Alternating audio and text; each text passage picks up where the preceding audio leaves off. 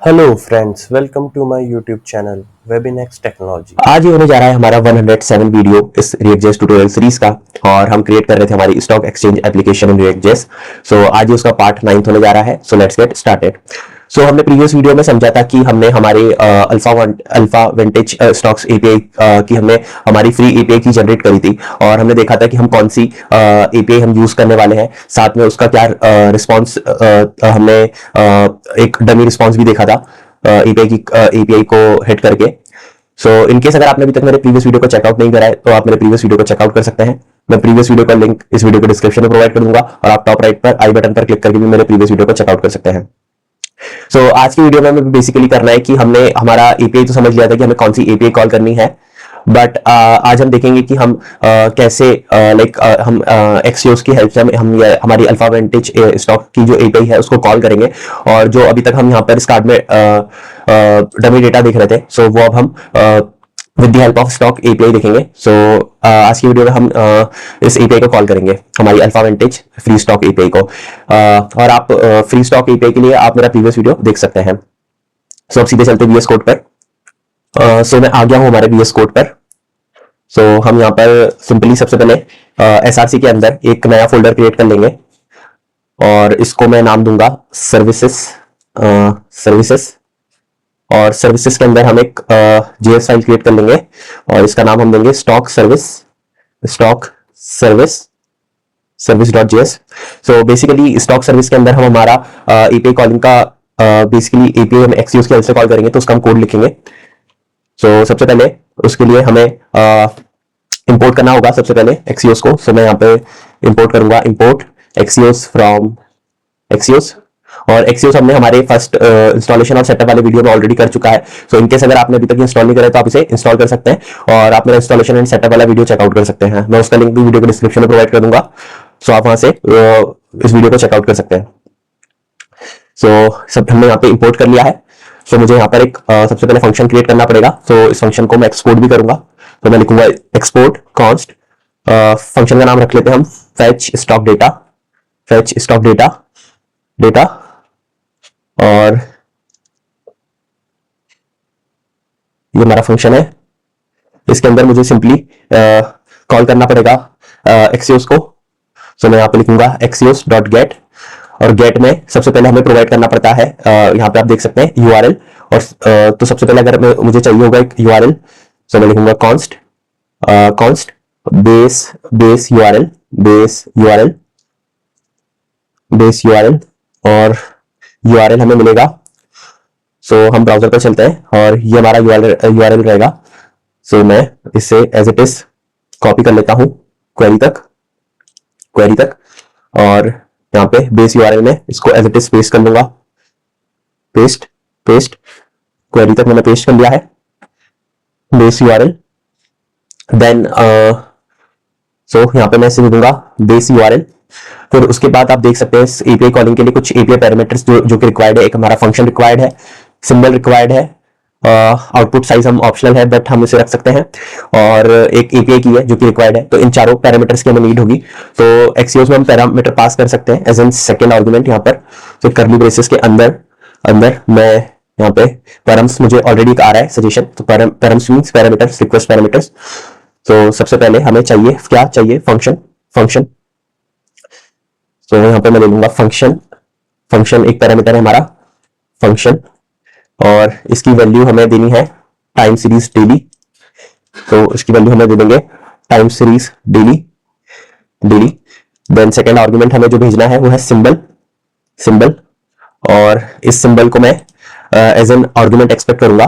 मैं यहाँ पे सिंबल ले लेता हूँ सिंबल, और जो मेरे को एज एन आर्गुमेंट मिल रहा है वो मैंने एज इट इज पास कर दिया है। देन आउटपुट साइज हमें चाहिए। इसकी दो वैल्यू हो सकती है, कॉम्पैक्ट या फुल। इसकी वैल्यू हम आउटपुट साइज की हम रख लेंगे फुल। लास्ट में हमें देना है एपीआई की इसको एज इट इज मैं कॉपी करूंगा जो भी पैरामीटर्स के नेम है हमारे एपीआई की। और यहाँ पे मैं एपीआई की प्रोवाइड करनी पड़ेगी। तो मैं यहाँ पे एक वेरिएबल ले लेता हूं हमारा कॉन्स्ट एपीआई की और मैंने यहाँ पर मेरी ऑलरेडी एपीआई की रख रखी जनरेट करके। सो मैं रिकमेंड करूंगा कि आप भी ये एपीआई की अपनी खुद की जनरेट कर सकते हैं, और ये 25 रिक्वेस्ट को ही सपोर्ट करता है पर डे। सो अगर उससे ज्यादा आती तो देन ये हमें एरर थ्रो करेगा। सो एपीआई की सो हमने रिक्वेस्ट में जो भी पैरामीटर्स चाहिए थे वो हमने रिक्वायर्ड पैरामीटर्स भेज दिए हैं। सो एक्सियोस डॉट गेट हमें रिटर्न करेगा, बेसिकली प्रॉमिस रिटर्न करता है, तो इसका हमें करना होगा अवेट अवेट अवेट। सो यहाँ पे मैं यूज करूंगा अवेट कीवर्ड का, और ये हमें देगा const response response response response.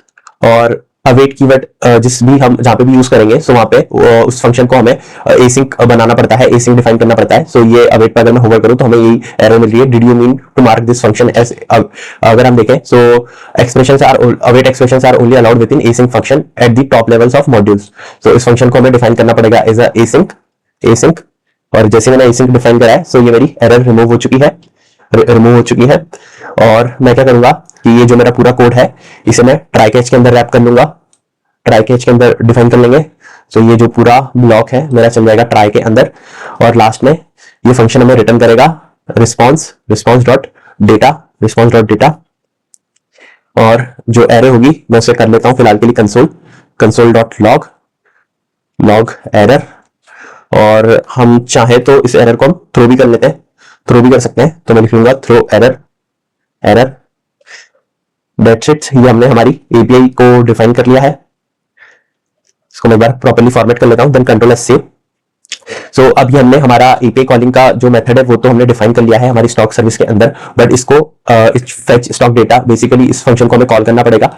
सो अभी अगर हम देखें, सो अभी हम यूज कर रहे हैं हमारा जो स्टॉक का डेटा है वो हम हमारे फिलहाल होम पे यूज कर रहे हैं। सो मैं इसे होम पेज पर कॉल कर लूंगा। और एपीआई की कॉलिंग हम हमेशा कंपोनेंट्स के अंदर यूज इफेक्ट के अंदर करते हैं, यूज इफेक्ट। और इसे हम यूज इफेक्ट के अंदर कॉल करेंगे। और लास्ट में मैं इसे empty arguments empty dependency list pass कर दूंगा, जिससे ये हमारा सिर्फ फर्स्ट टाइम ही एग्जीक्यूट होगा।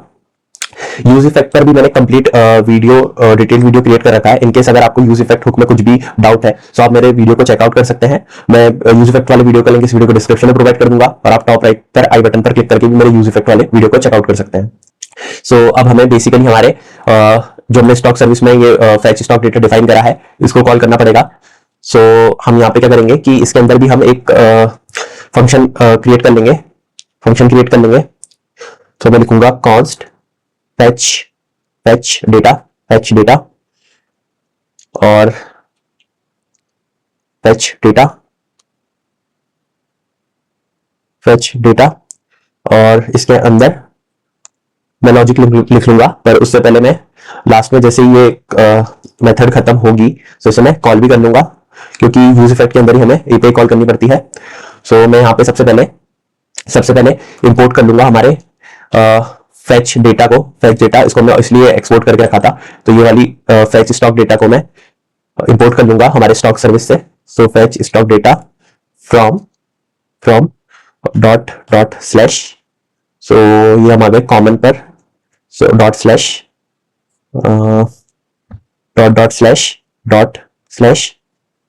फिर से बाहर आना पड़ेगा हमें। सो अभी ये कंपोनेंट्स के अंदर ही है हमारा। सो ये हमें मिल चुका है सर्विसेज, और सर्विसेज के अंदर हमारा ये स्टॉक सर्विस। सो फेच स्टॉक डेटा हमने सक्सेसफुली इंपोर्ट कर लिया है। सो अब मुझे ये कॉल करना पड़ेगा। सो एक चीज आपने देखी थी कि हमें स्टॉक सर्विस में एक सिंबल प्रोवाइड करना पड़ेगा। सिंबल हमारा क्या है बेसिकली, अगर मैं यहाँ पे चलूं तो डेमो में सिंबल हमारा IBM। सो सिंबल मींस जो भी स्टॉक हम जिसका हम डेटा चाहते हैं तो वो मुझे एज ए सिंबल पास करना पड़ेगा। सो मैं फिलहाल के लिए रिलायंस का मुझे चाहिए होगा लेट से। सो मैं एक सिंबल्स करके अरे यहाँ पे डिफाइन कर लूंगा सिंबल्स, और जो भी मुझे स्टॉक्स जिनका मुझे डेटा चाहिए होगा सो वो मैं उसे यहाँ पे डिफाइन कर लूंगा। एक मैं रिलायंस का ले लेता हूँ, और एक मैं लेट से फिलहाल के लिए TCS का ले लेता हूँ, और एक ये ले लेता हूँ। और अब मुझे क्या करना पड़ेगा कि हर एक सिंबल के लिए मुझे हमारी एपीआई को कॉल करना पड़ेगा, क्योंकि ये जो हमारी एपीआई है इसमें हम मल्टीपल सिंबल नहीं पास कर सकते हैं एट अ टाइम। सो मुझे यहाँ पे हर एक के लिए कॉल करना पड़ेगा। सो मैं लिखूंगा symbols dot map.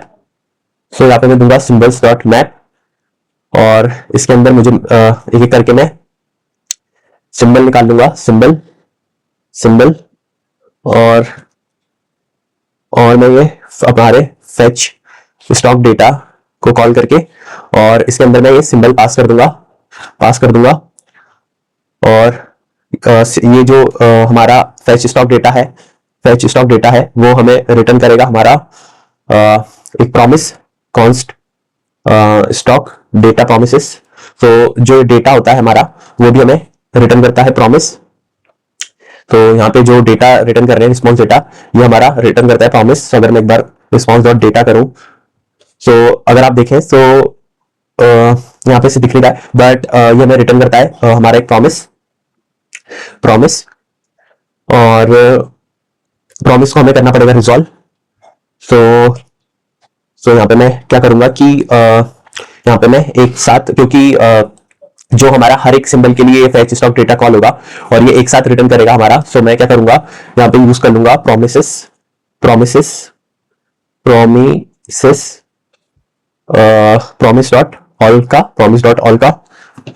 Dot all. सो ये हमारा एक साथ रिजॉल्व कर लेगा। सो अगर हम देखें, N array of promises creates a promise that is resolved with an array of result when all the provided promises resolve or rejected when any promise is rejected। सो ये हमारा promises की array लेता है। सो मैंने यहाँ पे promise डॉट ऑल कर दिया है। अब इस promise रिजॉल्व होने का करना पड़ेगा हमें वेट और देन हमें मिलेगा हमारा एक्चुअल रिस्पॉन्स। सो मैं क्या करूंगा यहाँ पे कॉन्स्ट इस जो भी मुझे रिजल्ट मिलेगा उसको मैं होल्ड कर लूंगा एक वेरिएबल में। तो यहाँ पे मैं लिखूंगा रिजल्ट्स। अब यहाँ पर सिमिलर मुझे एरर आ रहा है कि फिर से मुझे इस फंक्शन को एसिंक बनाना पड़ेगा। सो मैं यहाँ पे लिखूंगा एसिंक अवेट में अगर आपको कुछ भी डाउट हो रहा होगा तो मैंने इस पे ऑलरेडी एक सेपरेट डिटेल्ड वीडियो क्रिएट कर रखा है। सो मैं रिकमेंड करूंगा कि आप मेरे उस वीडियो को चेकआउट कर सकते हैं, एसिंक अवेट वाले को।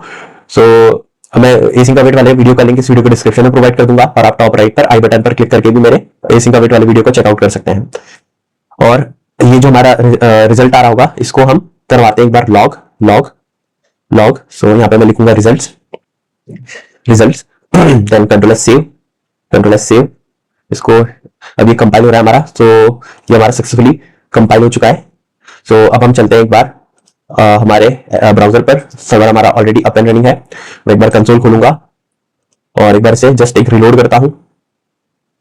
सो आपको यहाँ पे मेरा डेटा आपको दिख रहा होगा, यहाँ पे हमें अरे मिल रहा है और हर उसके अंदर मुझे मेटा डेटा मिल रहा है हर एक के लिए। सो आप देख सकते हैं। सो इस मेटा डेटा को मैं अगर खोलूं तो सबसे पहले वाला मेरा मुझे मिल रहा है realize.bsc के लिए। सो मुझे सबसे पहले हमने जो कॉल किया है वो हमने किया है हमारे रिलायंस बीएससी के लिए, देन tcs.bsc। सो रिलायंस वाले का मुझे जीरो पे मिल रहा है और ये आप इसका यहाँ से सिंबल देख सकते हैं। और जो लेटेस्ट डेटा जो मेरा अपडेटेड है वो मुझे मिल रहा है हमारा ये बहुत सारा डेटा में मिल रहा है। सो अभी ये सॉर्टेड नहीं है हमारा उस ऑर्डर में, बट अगर मैं आपको यहाँ पे दिखाऊं तो आपको लाइट थोड़ा सा दिख रहा होगा कि 21/10/2024 का हमें लेटेस्ट डेटा मिल रहा है। एकदम ये लास्ट में मिल रहा होगा हमें। ये काफी डेटा है हमारे पास एक्चुअली। सो बेसिकली हमें ये जो अगर आपको अभी मैं यहाँ पे दिखाऊं तो हमें 21/10/2024 तक का लेटेस्ट डेटा मिल रहा है। सिमिलरली अगर मैं सेकंड वाला खोलूं, 1 वाले पे खोलूं, सो अगर मैं इसका मेटाडेटा ओपन करता हूं तो यहाँ पे मुझे मिल रहा है tcs.bsc। सो मींस जो मुझे tcs का जो मेरा सिंबल है, स्टॉक है, उसका भी मुझे डेटा मिल रहा है और इसका भी आप देख सकते हैं कि 21/10/2024 तक का हमें सबसे लेटेस्ट डेटा मिल रहा है। सो इस तरीके से हम इसका डेटा देख सकते हैं और ये डेटा काफी हमें 2005 से मिल रहा है, इस वजह से काफी सारा डेटा है। सो मुझे बार बार ये करना पड़ेगा, आई डोंट नो कब तक चलेगा ऐसे। सो खैर मुझे यहाँ पे मिल गया है। सो 21/10/2024 का मेरा सबसे ज्यादा लेटेस्ट डेटा है और उसकी जब स्टॉक ओपन हुआ था तो उसकी क्या वैल्यू थी, हाई कितना गया है, लो कितना गया है, क्लोज जब हुआ है तो कितना गया है और उसकी वॉल्यूम कितनी थी। सो ये सारा मुझे डेटा मिल रहा है। सो ये मेरा अभी तक 21 अक्टूबर तक का मुझे लेटेस्ट डेटा मिल रहा है। सो इस तरीके से मुझे हमने देखा कि हमने with the help of Axios हमारी एपीआई को स्टॉक्स अल्फा वांटेज की फ्री स्टॉक एपीआई को कॉल करा with the required parameters like time series, daily, symbol और आउटपुट साइज हमने फुल रखा है एपीआई की। सो ये हमें रिटर्न कर रहा है हमारा स्टॉक का डेटा 1 by 1। सो आज की वीडियो के लिए बस इतना ही। आज के वीडियो में हमने देखा कि हमने हमारी alpha vantage API free stock API को सक्सेसफुली कॉल किया है और ये मेरा डेटा रिटर्न कर रही है। नेक्स्ट वीडियो में हम देखेंगे कि जो हम हमारा स्टैटिक डेटा है जो हम कार्ड में भी शो कर रहे हैं उसको हम रिप्लेस करेंगे with the help of dynamic data जो हमें एपीआई से मिल रहा है। सो आज की वीडियो के लिए बस इतना ही। Thank you so much and good bye. अगर आपको ये मेरा वीडियो अच्छा लगा तो please like this video and subscribe to my channel. Thank you.